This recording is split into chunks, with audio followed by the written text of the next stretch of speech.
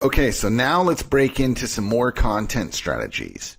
You don't want to just blog, you want to build an online presence. To add more readers to your blog, you're going to have to show your face in a few other places besides your blog. You'll want to comment on other blogs, guest posts, tweet and follow other tweeters, and drive traffic back to your blog through whatever means possible. When people find you through other sites, there's a process of discovery that can help build them into long-term fans. You got to be patient though. When working on a new blog, you have to remember that it's hard to get started and readers will come in trickles and droves at the same time. On one day you might have a few hundred visitors, but then not have any traffic to speak of for a few more days. Hopefully, using the traffic strategies that we teach you, that's not going to happen. You don't want to just read the current news within your industry. You also need to look at these people as competitors. If people are reading other sites, then they're not reading on yours. Make sense? Also, if you have a killer article that's trending across the net, you might want to consider running a press release through PRWeb or newswire.net in order to get some traction with it. Another good strategy is to try and team up with other guest bloggers who are basically just other authors in your niche.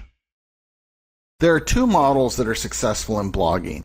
The first model would be to post one amazing piece of content every week. You make it fairly long and you'd have really good content. The second model would be to post several times a day or once a day, but cover things from multiple angles and have multiple writers. And this is where guest bloggers and other hired guns will come in. Those are the two models that you want. And the price that you would want to pay for someone that comes in to guest blog on your site would be $100 for 1,500 words from a great author. That's somebody who's already got a following. You also want to ask them to publicize your article to their list, their blogs, etc. Now, why is this so good? Because you couldn't pay this person $100 for a banner ad on their site for more than a week. But here they are writing a ton of content and also telling people about it on their blog. Where you could probably get a $100 article written for you for $5 on Fiverr, you wouldn't get the traffic. What you're really paying for is the traffic in addition to the quality content.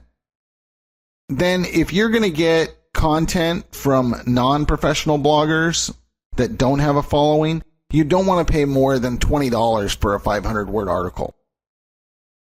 Okay, more strategies. You want to redirect people from your blog over to your landing pages or directly to a sales page.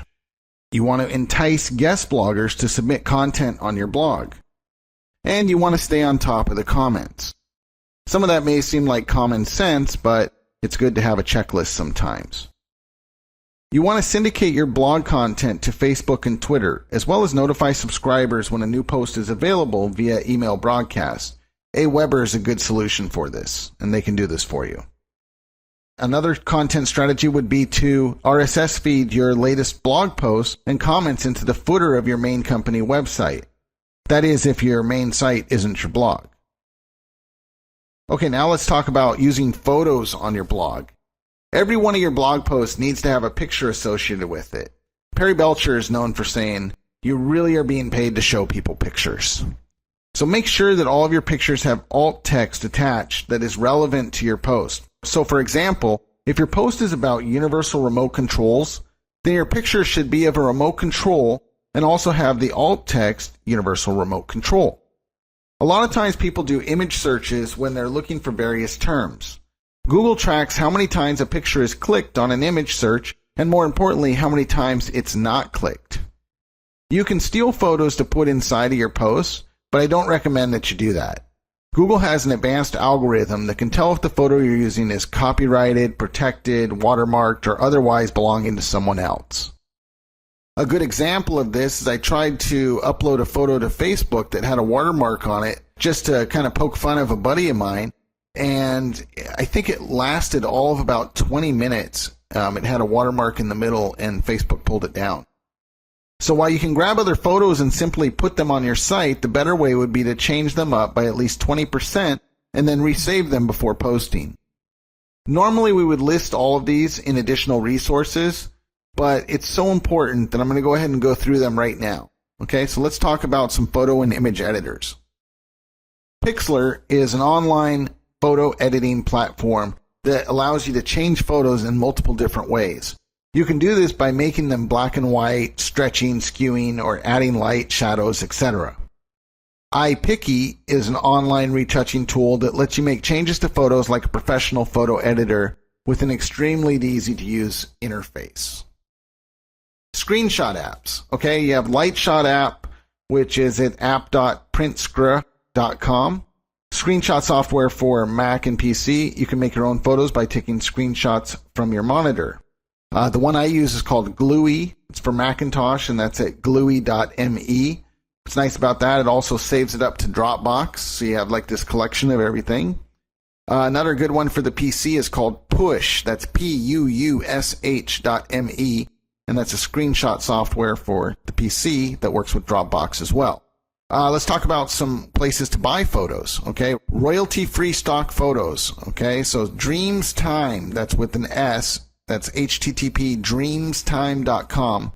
They have royalty-free stock photos for a fraction of the price of iStock photo. And then I found this other one recently. It's called Every Stock Photo, and that's at http://www.everystockphoto.com. That's a mix of paid and free-to-use photos for your website. Just make sure that you credit the source when you're using them. Okay, that's it for additional content strategies. Feel free to implement some of those items we just talked about, or I will see you in the next video.